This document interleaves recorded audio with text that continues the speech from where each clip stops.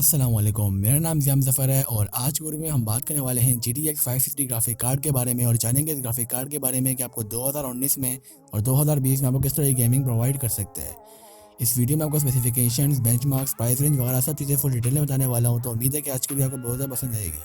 तो फिर वीडियो बनाने से पहले मेरी गुजारिश है कि आप मेरे चैनल को सब्सक्राइब करें और पास ही बने बेल आइकन प्रेस करें ताकि आपको मेरे लेटेस्ट के बारे में सबसे पहले पता चल जाए।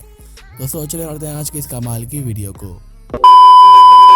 दोस्तों सबसे पहले बात करते हैं ग्राफिक कार्ड के फुल नेम की। दोस्तों इस ग्राफिक कार्ड का फुल नेम है NVIDIA GeForce GTX 560 और ग्राफिक कार्ड मई 2011 को लॉन्च हुआ था। अब बात करें इसकी स्पेसिफिकेशंस की तो डायरेक्ट इसका 12.0 है, शेडर की बात करें तो वो 5.0 है, ओपन चेल की बात करें तो वो 4.5 है, रेजोल्यूशन इसकी 2560 मल्टीप्लाई बाय 1600 है, मेमोरी की बात करें तो वो 1 GB है, मेमोरी स्पीड की बात करें तो 1000 mAh की है, मेमोरी बस की 256 बिट है जो कि आनो के बहुत ज़्यादा अच्छी है। मेमोरी टाइप की बात करें तो वो GDDR5 है जो कि ऑफकोर्स PUBG PC जैसे गेम्स को सपोर्ट करती है। बात करें हम TDP पावर की तो 150 वाट की जो कि आई नो थोड़ी ज़्यादा है लेकिन मतलब स्टिल वर्थ करती है अपनी इसकी प्राइस रेंज के अंदर। बात करें PSA की जो रिक्वायर्ड है इसके लिए वो 450 वाट साथ में 30 एम्पियर का।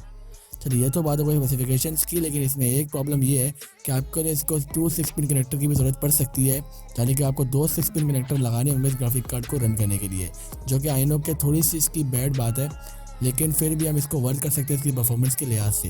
तो अब बात करते हैं ग्राफिक कार्ड के प्राइस रेंज की। वैसे ग्राफिक कार्ड की जो प्राइस है वो 6000 है। आपको ये graphic card minimum Pakistani market पर 6000 का देखने को मिल जाएगा, लेकिन बहुत सी जगह पर इसको 7000 का भी लगाया हुआ है, लेकिन आपको ग्राफिक कार्ड 6000 तक के ईजिली रेंज में देखने को मिल जाएगा। 7000 में आप इसका दूसरा वर्जन बाय कर सकते हैं जिसका नाम है NVIDIA GeForce GTX 560 Ti, जो कि इससे परफॉर्मेंस में काफ़ी गुना अच्छा है। तो आपको ये रिकमेंड करूँगा अगर आपको 7000 तक का मिल जाए तो आप वही वाला ग्राफिक कार्ड बाय करें, वरना फिर अगर आपको बजट आपका कम है 6000 या फिर 5000 का, तो फिर आप ये वाला ग्राफिक कार्ड पे जा सकते हैं। अगर आपका बजट थोड़ा सा और कम है तो आप 5000 या 4000 के अंदर ही रहना चाहते हैं तो आप GTX 650 बाय कर सकते हैं और GTX 450 बाय कर सकते हैं, HD 7770 बाय भी कर सकते हैं। मतलब यहाँ पे आपको काफ़ी चॉइस मिलती हैं, लेकिन अगर आपका बजट स्टिल 6000 रुपीज़ है तो आप बाय कर सकते हैं, क्योंकि इसमें जो एक अच्छी बात यह है कि ये ग्राफिक कार्ड 256 बिट का है, लेकिन इसमें एक बहुत ज़्यादा बुरी बात वो यही है कि इसके लिए 2 6 कनेक्टर की ज़रूरत पड़ सकती है, जो कि ऑफकोर्स मतलब थोड़ी सी प्रॉब्लम क्रिएट करेगी। तो बात करते हैं बेंचमार्क्स की। तो बेंचमार्क की तरफ चलते हैं और देखते हैं बेंचमार्क्स क्या है इस ग्राफिक कार्ड के।